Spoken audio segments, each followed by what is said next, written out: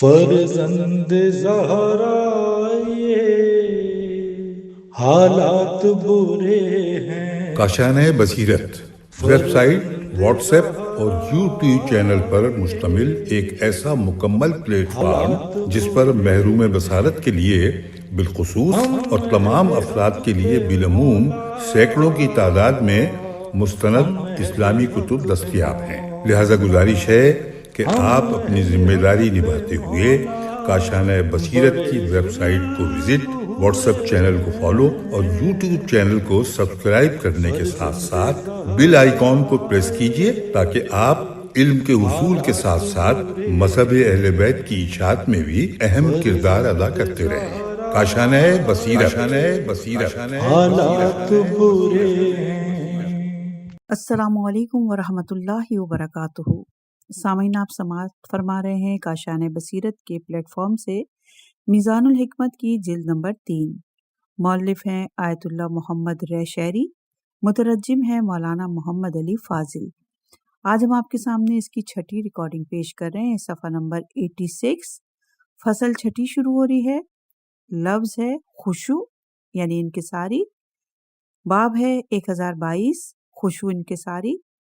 قرآن مجید کیا فرماتا ہے؟ سورہ نمبر حدید، آیت نمبر 16۔ کیا ایمانداروں کے لیے ابھی تک اس بات کا وقت نہیں آیا کہ خدا کی یاد کے لیے ان کے دل نرم ہوں؟ سورہ بنی اسرائیل کی آیت نمبر 109 میں، اور یہ لوگ سجدے کے لیے منہ کے بل گر پڑتے ہیں اور روتے جاتے ہیں، اور یہ قرآن ان کے خشوع کو بڑھاتا جاتا ہے۔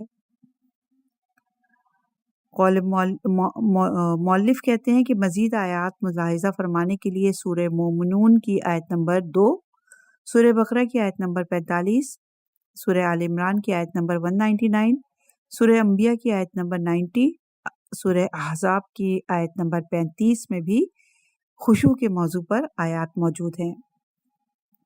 آیت نمبر 4693، 4693۔ دعا کے سلسلے میں پروردگار کے حضور عرض کرتے ہیں، اور میں ایسے نفس سے تیری پناہ مانگتا ہوں جو قناعت نہیں کرتا، ایسے پیٹ سے جو سیر نہیں ہوتا، اور ایسے دل سے جو خشوع اور انکساری نہیں کرتا۔ یہ دعا ہے امام زین العابدین علیہ السلام سے بحار الانوار کی جلد نمبر 98، صفحہ نمبر 93 پر۔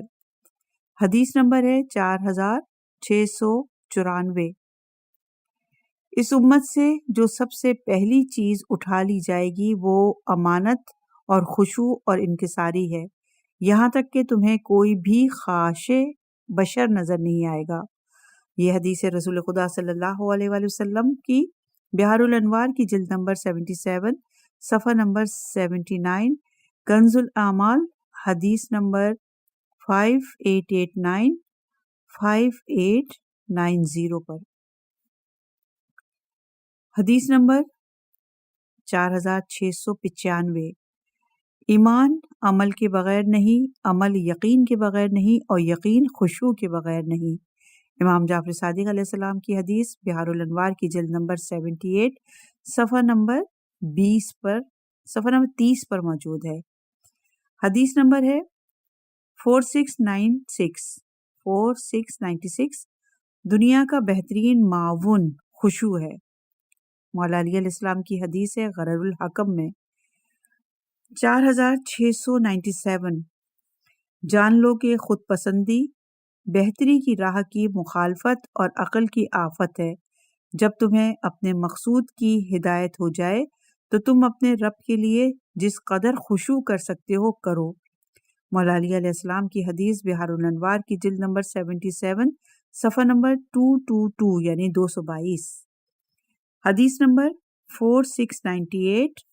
معراج سے متعلق حدیث قدسی میں ہے کہ جو بندہ تیری معرفت حاصل کرے اور میرے لیے خشوع اختیار کرے تو میں بھی اس کی دلی قدردانی کرتا ہوں۔ اور حدیث موجود ہے بحار الانوار کی جلد نمبر 77، صفحہ نمبر 28 پر۔ صفحہ نمبر 88 ہے، اور لفظ خشوع سے متعلق باب نمبر 1023 عنوان خشوع کرنے والوں کی صفات۔ قرآن مجید کیا فرماتا ہے؟ سورہ انبیاء کی آیت نمبر 90 میں، اور ہم کو بڑی رغبت اور خوف کے ساتھ پکارا کرتے تھے اور ہمارے آگے گڑ گڑایا کرتے تھے۔ حدیث ہے 4699۔ خشوع کرنے والوں کی 4 علامتیں ہیں۔ نمبر 1، ظاہر اور باطن میں خدا کو پیش نظر رکھنا۔ نمبر 2، اچھائیوں کی ہم رکابی کرنا۔ نمبر 3، روز قیامت کے لیے سوچ و بچار کرنا۔ اور نمبر 4 ہے اللہ تعالیٰ کے لیے مناجات کرنا۔ اور یہ حدیث ہے رسول خدا صلی اللہ علیہ وآلہ وسلم کی تحفہ العقول صفحہ نمبر 22 پر۔ حدیث نمبر ہے 4700۔ رسول خدا صلی اللہ علیہ وآلہ وسلم سے پوچھا گیا کہ خشوع کیا ہے، تو آپ صلی اللہ علیہ وآلہ وسلم نے فرمایا، نماز میں تواضع و انکساری اور بندہ اپنے رب کی طرف پورے دل کے ساتھ توجہ کرے۔ اور یہ حدیث ہے مستدرک الوسائل کی جلد نمبر 1 صفحہ نمبر 10 پر۔ حدیث نمبر ہے 4701۔ جس کا دل خاشع ہوتا ہے اس کے اعضاء و جوارح بھی خاشع ہوتے ہیں۔ مولا علی علیہ السلام کی حدیث غرر الحکم میں۔ حدیث نمبر ہے 4702۔ تمہارے دل کو خدا کے لیے خاشع ہونا چاہیے، کیونکہ جس کا دل خاشع ہوتا ہے اس کے تمام اعضاء و جوارح خاشع ہوتے ہیں۔ مولا علی علیہ السلام کی حدیث غرر الحکم میں۔ باب نمبر 1024۔ خشوع اور خضوع اولیاء کی زینت ہے۔ اور قرآن مجید کی سورہ نمبر انبیاء آیت نمبر 90 میں کیا فرماتا ہے اللہ؟ اور ہم نے ان یعنی جناب زکریا کی دعا سن لی اور انہیں یحییٰ سا بیٹا عطا فرمایا، اور ہم نے ان کے لیے ان کی بیوی کو اچھا بنا دیا۔ اس میں شک نہیں کہ یہ سب لوگ نیک کاموں میں جلدی کرتے تھے اور ہمیں بڑی رغبت اور خوف سے پکارا کرتے تھے اور ہمارے لیے خشوع اور خضوع کیا کرتے تھے۔ اور حدیث ہے نمبر 4703۔ حدیث نمبر ہے 4703۔ اللہ تبارک و تعالیٰ نے حضرت عیسیٰ ابن مریم کی طرف وحی فرمائی، اے عیسیٰ، تم مجھے اپنی آنکھوں سے آنسو اور دل سے خشوع پیش کرو۔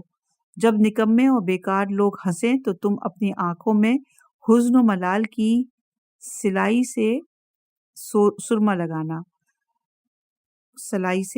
لگانا۔ مردوں کی قبروں پہ کھڑے ہو کر انہیں بلند آواز کے ساتھ پکارو، شاید تم ان سے کوئی نصیحت حاصل کرو، اور انہیں کہو کہ میں تمہارے ساتھ ملنے والوں میں سے ایک ہوں۔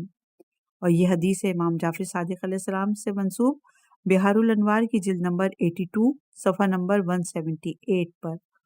حدیث نمبر ہے 4704۔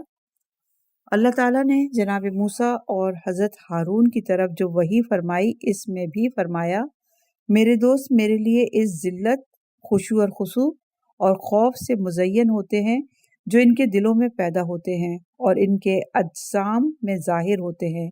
یہ حدیث بہار الانوار کی جلد نمبر 13 صفحہ نمبر 49 پر موجود ہے۔ حدیث نمبر ہے 4705۔ اللہ تعالیٰ نے جناب موسیٰ علیہ السلام سے راز و نیاز کی باتیں کرتے ہوئے فرمایا، تم مجھے دردناک خشوع اور خضوع سے معمور آواز کے ساتھ تورات کی لذیذ تلاوت سناؤ۔ اور یہ حدیث موجود ہے بہار الانوار کی جلد نمبر 77 صفحہ نمبر 33 پر۔ حدیث نمبر ہے 4706۔ شیعوں کی صفات کے بارے میں فرمایا، ان میں سے ایک کے دین میں طاقت، نرمی میں دور اندیشی، ان میں سے ہر ایک کے دین میں طاقت، نرمی میں دور اندیشی اور عبادت میں خشوع پایا جاتا ہے۔ مولا علی علیہ السلام کی حدیث ہے بہار الانوار کی جلد نمبر 78 صفحہ نمبر 30 پر۔ حدیث نمبر ہے 4707۔ مومنین کی صفات کے سلسلے میں فرمایا، ان کی وضع خطا میں خشوع اور خضوع ہوتا ہے، اور یہ منسوب ہے حدیث مولا علی علیہ السلام سے بہار الانوار کی جلد نمبر 78 اور صفحہ نمبر 23 پر۔ صفحہ نمبر 91، باب نمبر 1025، عنوان نفاق پر مبنی خشوع۔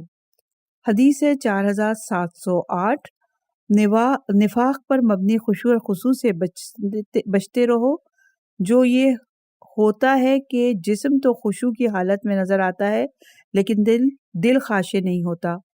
اور یہ حدیث ہے رسول خدا صلی اللہ علیہ وآلہ وسلم کی بحار الانوار کی جلد نمبر 77، صفحہ نمبر 164، کنز الاعمال، حدیث نمبر 20090، 2090۔ حدیث نمبر ہے 4709، نفاق والے خشوع سے خداوند کریم کی پناہ طلب کرو، یعنی جسم میں تو خشوع ہو لیکن دل میں نفاق ہو۔ اور یہ حدیث ہے کنز الاعمال، حدیث نمبر 20089۔ حدیث نمبر 4710، جس کے بدن کا خشوع دل کے خشوع سے زیادہ ہو تو یہ نفاق والا خشوع ہے۔ حدیث ہے رسول خدا صلی اللہ علیہ وآلہ وسلم سے مستدرک الوسائل جلد نمبر 1 صفحہ نمبر 11 پر۔ صفحہ نمبر 93، فصل نمبر 7 شروع ہو رہی ہے، لفظ ہے خصومت۔ باب نمبر 1026، خصومت یعنی لڑائی جھگڑا۔ قرآن مجید کیا فرماتا ہے؟ سورہ حج کی آیت نمبر 19 میں، یہ دونوں مومن اور کافر دو مخالف فریق ہیں اور آپس میں اپنے پروردگار کے بارے میں لڑتے ہیں۔ حدیث نمبر ہے 4711۔ صرف وہی شخص لڑائی جھگڑا کرتا ہے جس کے سینے میں تنگی ہوتی ہے، اور یہ امام جعفر صادق علیہ السلام کی توحید مفصل صفحہ نمبر 461 پر موجود ہے۔ یہ حدیث نمبر ہے 4712۔ یا تو وہ شخص جھگڑتا ہے جس کے پاس پرہیزگاری نہیں ہوتی، یا پھر وہ شخص جو شک میں مبتلا ہوتا ہے۔ یہ بھی امام جعفر صادق علیہ السلام سے منسوب حدیث ہے، توحید مفصل صفحہ نمبر 458 پر۔ حدیث نمبر 4713، لڑائی جھگڑے صرف وہ شخص کرتا ہے جسے یا تو اپنے دین میں شک ہوتا ہے یا جس کے پاس پرہیزگاری نہیں ہوتی۔ امام جعفر صادق علیہ السلام کی حدیث بحار الانوار کی جلد نمبر 1 صفحہ نمبر 140 پر موجود ہے۔ حدیث نمبر 4714، لڑائی جھگڑا دین کو مٹا دیتا ہے، عمل کو عکارت کر دیتا ہے اور شک کا موجب بنتا ہے۔ امام محمد باقر علیہ السلام کی حدیث ہے توحید مفصل، حدیث نمبر 458۔ حدیث نمبر ہے 4715، علی بن یقطین کہتے ہیں کہ حضرت ابو الحسن یعنی امام موسیٰ کاظم علیہ السلام نے فرمایا، اپنے ساتھیوں کو حکم دو کہ وہ اپنی زبانوں کو قابو میں رکھیں، دین کے بارے میں لڑائی جھگڑا ترک کر دیں اور خداوند عز و جل کی عبادت کے سلسلے میں خوب کوشش کریں۔ یہ بھی توحید مفصل کے صفحہ نمبر 460 پر موجود ہے۔ حدیث نمبر ہے 4716، لڑائی جھگڑے سے پرہیز کرو کیونکہ اس کی وجہ سے دلوں کی توجہ ہٹ جاتی ہے، نفاق کا وجود عمل میں آتا ہے اور کینوں کو جنم ملتا ہے۔ امام جعفر صادق علیہ السلام سے منسوب حدیث ہے، الکافی میں موجود ہے، جلد نمبر 2 میں صفحہ نمبر 301 پر۔ حدیث نمبر ہے 4717، دین کے معاملے میں لڑنے جھگڑنے سے بچتے رہو کیونکہ یہ چیز دلوں کی توجہ کو ذکر خدا سے ہٹا دیتی ہے، نفاق کا موجب بنتی ہے، کینوں کو وجود میں لاتی ہے اور جھوٹ کا سہارا لیتی ہے۔ یہ حدیث امام جعفر صادق علیہ السلام کی ہے، بحار الانوار کی جلد نمبر 2 صفحہ نمبر 128 پر۔ حدیث نمبر 4718، لڑائی جھگڑے سے بچتے رہو کیونکہ یہ شک کا موجب بنتے ہیں، عمل کو ضائع کر دیتے ہیں اور لڑائی جھگڑنے والوں کو ہلاک کر دیتے ہیں۔ نیز یہ بھی ہو سکتا ہے کہ انسان کے منہ سے ایسی بات نکل جائے جو ناقابل بخشش ہو۔ امام محمد باقر علیہ السلام سے منسوب حدیث ہے، بحار الانوار کی جلد نمبر 2 صفحہ نمبر 127 پر۔ حدیث نمبر ہے 4719، جھگڑالو اور جھوٹے قسم کے لوگوں سے دور رہو، کیونکہ ان لوگوں نے اس چیز کے علم کو ترک کر دیا ہے جس کا انہیں حکم دیا گیا ہے، اور ایسی چیز کو بزور اپنا لیا ہے جس کے علم کا انہیں حکم نہیں دیا گیا، حتیٰ کہ آسمانی علم کے حصول کے تکلف میں پڑ گئے ہیں۔ اور یہ حدیث امام محمد باقر علیہ السلام سے منسوب بحار الانوار کی جلد نمبر 2 صفحہ نمبر 139 پر۔ حدیث نمبر 4720، جو شخص لڑائی جھگڑے میں مبالغے سے کام لیتا ہے وہ گناہگار ہو جاتا ہے، اور جو اس بارے میں کوتاہی کرتا ہے وہ ظلم کا شکار ہو جاتا ہے۔ جھگڑا کرنے والا کبھی خدا سے نہیں ڈر سکتا، اور یہ حضرت علی علیہ السلام کا نہج البلاغہ میں موجود ہے۔ حدیث نمبر ہے 4721، امام جعفر صادق علیہ السلام جب کسی ایسی جماعت کے پاس سے گزر رہے ہوتے جو آپس میں لڑائی جھگڑا کر رہی ہوتی تو جب تک 3 مرتبہ بلند آواز کے ساتھ خدا سے ڈرو نہ کہہ دیتے آگے نہیں بڑھتے۔ اور یہ حدیث ہے تنبیہ الخواطر صفحہ نمبر 364 پر۔ حدیث نمبر ہے 4722، باہمی مخاصمت انسان کی بے وقوفی کو ظاہر کرتی ہے اور اس کے حق میں کسی قسم کا اضافہ نہیں کرتی۔ یہ حدیث ہے مولا علی علیہ السلام کی غرر الحکم میں۔ صفحہ نمبر 97، فصل نمبر 8 شروع ہو رہی ہے، لفظ ہے خطبہ، باب نمبر ہے 1027، خطبہ۔ قرآن مجید کیا کہتا ہے؟ سورہ نمبر صاد آیت نمبر 20، اور ہم نے ان داؤد کی سلطنت کو مضبوط کر دیا اور ہم نے انہیں حکمت اور خطاب کے فیصلے کی قوت عطا فرمائی۔ حدیث نمبر ہے 4723، سب سے پہلے جس شخص نے ممبر پر خطبہ دیا حضرت ابراہیم علیہ السلام تھے، جب حضرت لوط کو رومیوں نے قید کر لیا تھا اور حضرت ابراہیم نے رومیوں سے جنگ کی اور لوط کو ان سے چھڑا لیا۔ یہ موجود ہے تفسیر در منشور میں جلد نمبر 1 صفحہ نمبر 115 پر۔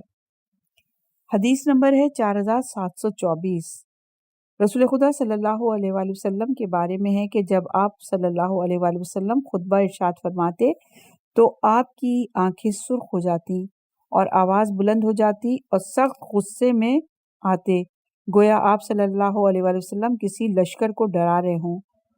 فرماتے صبحکم مسکم، اور یہ روایت ہے کنز الاعمال، روایت نمبر 17974۔ حدیث نمبر ہے 4725، حضرت صلی اللہ علیہ وآلہ وسلم ہی کے بارے میں ہے کہ جب آپ کسی امیر کو روانہ فرماتے تو اس سے فرماتے خطبہ مختصر اور باتیں کم کیا کرو۔ اور یہ حدیث کنز الاعمال حدیث نمبر 18127 ہے۔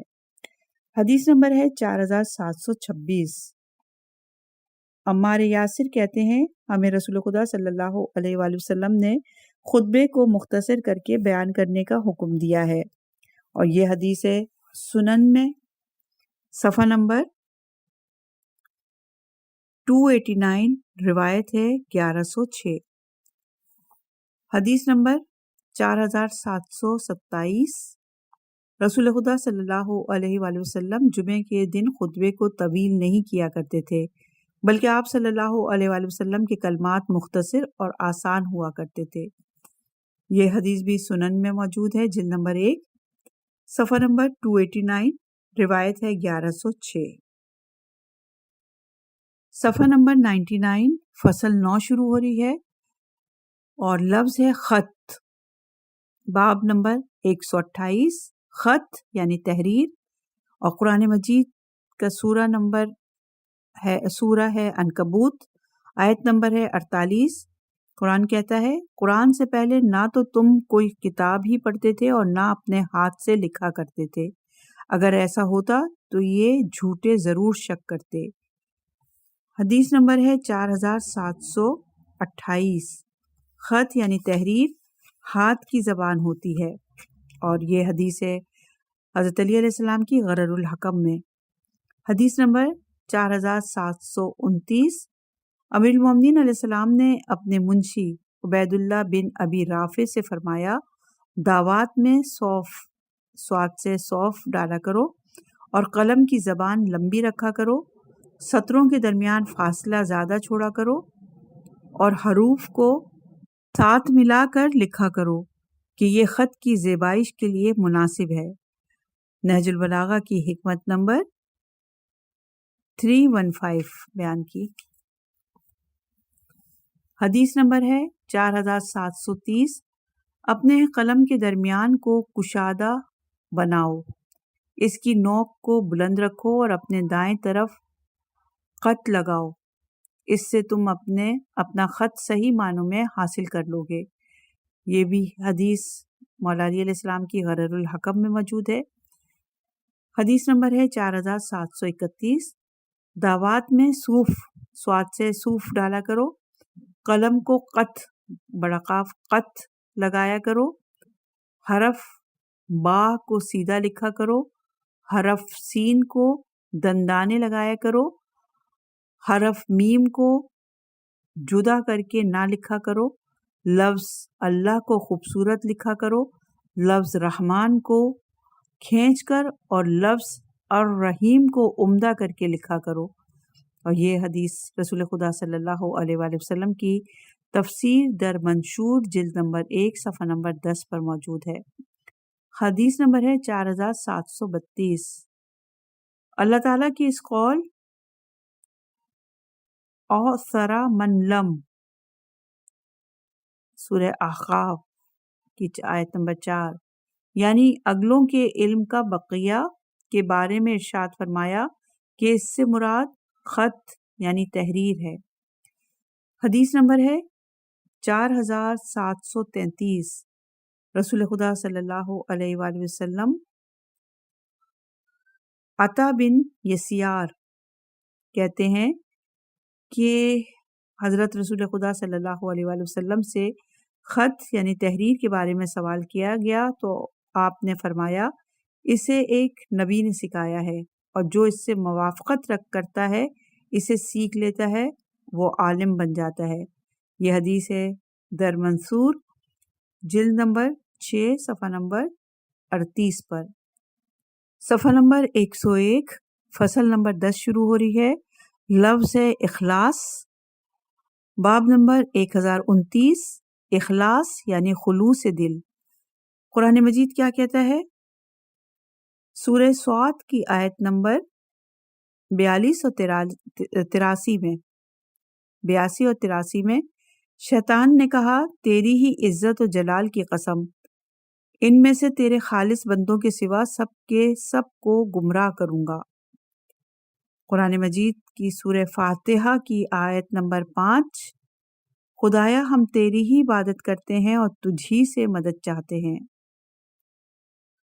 مؤلف کہتے ہیں کہ اس بارے میں مزید آیات کے لیے ملاحظہ ہو سورہ بقرہ کی آیت نمبر 112، 139، 196، 207، 238، 265، آل عمران کی آیت نمبر 20، 145، سورہ نساء کی آیت نمبر 35، 113، 114 اور 145، سورہ انعام کی آیت نمبر 52، 79، 163، سورہ آراف کی آیت نمبر 28، سورہ یوسف کی آیت نمبر 24، بنی اسرائیل کی آیت نمبر 23، سورہ کہف کی آیت نمبر 111 اور 28، سورہ مریم کی آیت نمبر 51، سورہ مریم کی آیت نمبر 51، سورہ حج کی آیت نمبر 31، سورہ روم کی آیت نمبر 38، سورہ لقمان کی آیت نمبر 22، سورہ صافات کی آیت نمبر 61 اور 40، سورہ صاد کی آیت نمبر 40، سورہ زمر کی آیت نمبر 2، 3، 12، 14 اور 29، سورہ مومن کی آیت نمبر 14، سورہ شورى کی آیت نمبر 20، سورہ جن کی آیت نمبر 18 اور 20، سورہ دہر کی آیت نمبر 9، سورہ لیل کی آیت نمبر 17 اور سورہ بینات کی آیت نمبر 5 میں اخلاص پر مزید آپ کو آیتیں ملیں گی۔ حدیث نمبر ہے 4734۔ اخلاص شریف ترین انتہا ہے۔ حضرت علی علیہ السلام کی حدیث ہے غرر الحکم میں، حدیث نمبر 4735۔ اخلاص اصل مقصد ہے، ام المومنین کی غرر الحکم میں یہ حدیث موجود ہے۔ 4736۔ اخلاص دین کی غرض و غایت ہے، حضرت علی علیہ السلام کی حدیث ہے غرر الحکم میں۔ 4737 نمبر حدیث کا، اخلاص مقربین بارگاہ کی عبادت ہے، حضرت علی علیہ السلام کی حدیث ہے غرر الحکم میں۔ حدیث نمبر ہے 4738۔ اخلاص عبادت کا معیار ہے، اور یہ حدیث بھی مولا علی علیہ السلام سے منقول غرر الحکم میں۔ حدیث نمبر 4739۔ اخلاص ایمان کا اعلیٰ درجہ ہے، اخلاص ایمان کا اعلیٰ درجہ ہے، مولا علی کی حدیث ہے غرر الحکم میں۔ حدیث نمبر 4740۔ اخلاص افضل لوگوں کی خصلت ہے، مولا علی علیہ السلام کی حدیث غرر الحکم میں۔ حدیث نمبر 4741۔ اعمال کے اخلاص کے میدان میں صاحبان عقل و خرد ایک دوسرے سے سبقت لے جانے میں کوشاں رہتے ہیں، اور یہ حدیث بھی مولا علی علیہ السلام کی ہے کہ جو کہ غرر الحکم میں موجود ہے۔ حدیث نمبر ہے 4742۔ اخلاص ہی میں نجات مضمر ہے، اور یہ حدیث ہے حضرت علی علیہ السلام کی تنبیہ الخواطر صفحہ نمبر 290 پر۔ حدیث نمبر 4743۔ اللہ تعالیٰ فرماتا ہے، اخلاص میرے رازوں میں سے ایک راز ہے، اسے میں نے اپنے بندوں میں اس شخص کے دل میں رکھ دیا ہے جسے میں نے اپنا محبوب بنا لیا ہے۔ اور یہ حدیث رسول خدا کی ہے، بحار الانوار کی جلد نمبر 7 اور صفحہ نمبر 249 پر، مستدرک الوسائل کی جلد نمبر 1 صفحہ نمبر 10 پر، اور اس کتاب میں ہے کہ اخلاص میرے رازوں میں سے ایک راز ہے، جسے میں دوست بنا لیتا ہوں، اسے اس کے دل میں رکھ دیتا ہوں۔ حدیث نمبر ہے 4744۔ تیرا عمل جس قدر خلوص نیت پر مبنی ہوگا، اسی قدر تو آخرت کے بارے میں اپنی آرزویں پائے گا۔ حدیث ہے مولا علی علیہ السلام سے منسوب غرر الحکم میں۔ حدیث نمبر ہے 4745۔ اخلاص ہی کے ذریعے مومن کے مراتب کی فضیلت ہوتی ہے، حدیث ہے رسول خدا صلی اللہ علیہ وآلہ وسلم سے تنبیہ الخواطر کی 360 صفحے پر۔ حدیث نمبر 4746۔ ایک ہی ذات یعنی خداوند ذوالجلال کے لیے عمل کرو کہ یہ تمہیں دوسری تمام ذاتوں یعنی خدا کے علاوہ سے کافی ہو کر رہے گا۔ حدیث نمبر ہے 4747۔ رسول خدا صلی اللہ علیہ وآلہ وسلم کنز الاعمال حدیث نمبر 5260۔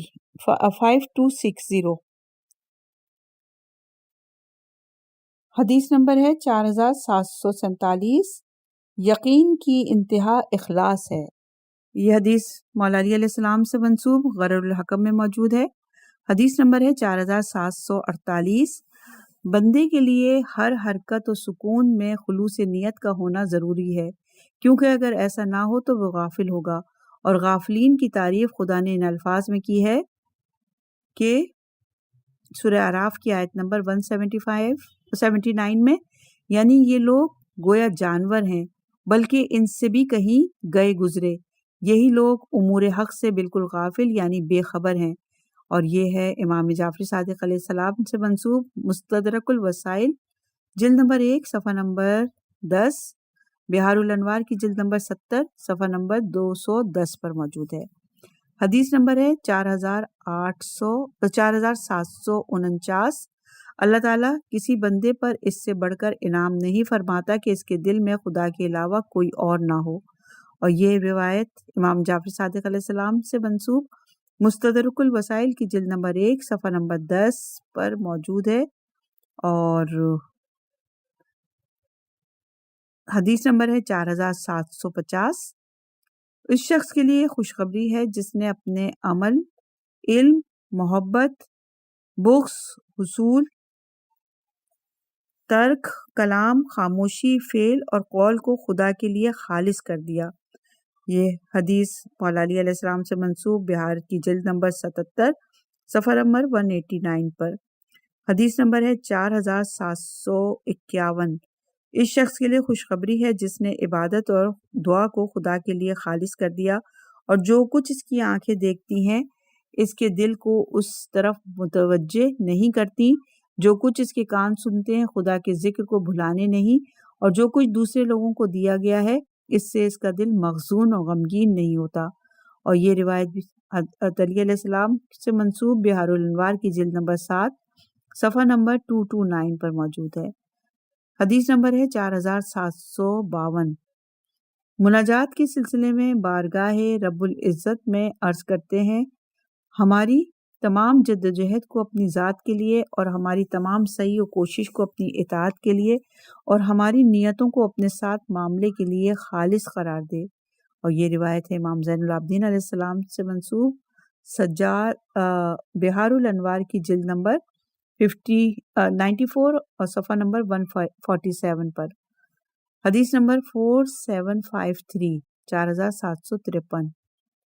تین چیزیں ایسی ہیں جن کے بارے میں کسی مسلمان کا دل خیانت نہیں کرتا: اللہ تبارک تعالیٰ کے لیے نیت کا خلوص، رسول خدا صلی اللہ علیہ وآلہ وسلم سے منسوب ہے یہ، اور یہ ہے المحجۃ البیضاء جلد نمبر 8 صفحہ نمبر 125 پر۔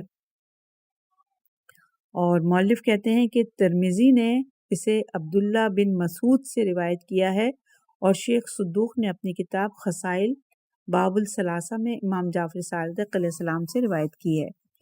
حدیث نمبر ہے 4754۔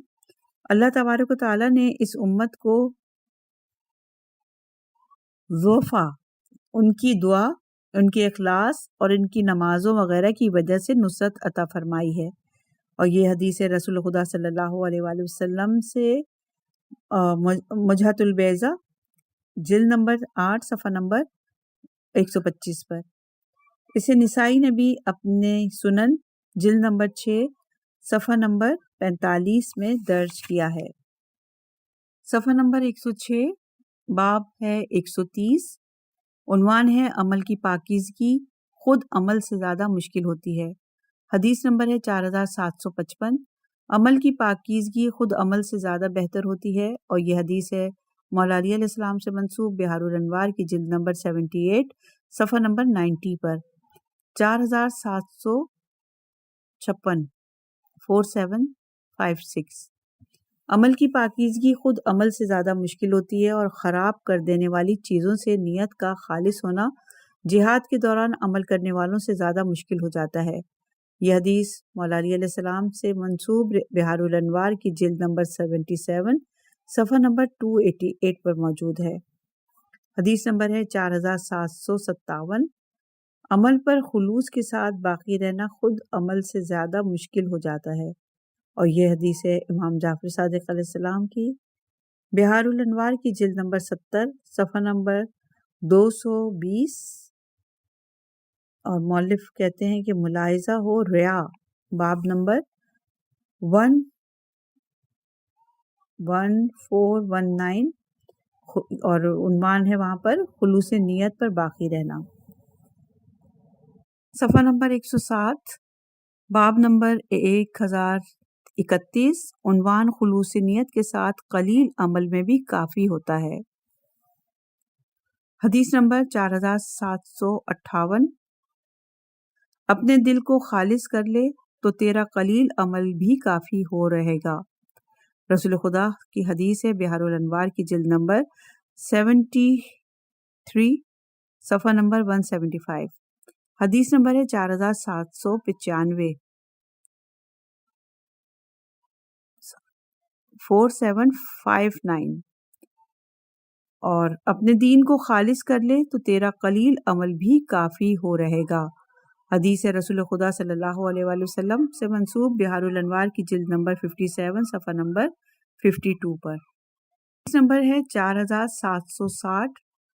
مولا علیہ السلام کے ساتھ راز و نیاز کرتے ہوئے خداوند عالم فرماتا ہے، اے موسیٰ، جس عمل کے ساتھ میری ذات کا قصد کیا جاتا ہے وہ قلیل بھی کثیر ہوتا ہے، اور جس سے میرے غیر کا قصد کیا جاتا ہے وہ کثیر بھی قلیل ہو جاتا ہے۔ یہ حدیث بہار الانوار کی جلد نمبر 77 صفحہ نمبر 36، بہار الانوار کی جلد نمبر 13 اور صفحہ نمبر 325 ہے، 3250۔ لفظ اخلاص ابھی باقی ہے انشاءاللہ کہ اس پر مزید اس کے متعلق احادیث اگلی ریکارڈنگ میں پیش کریں گے۔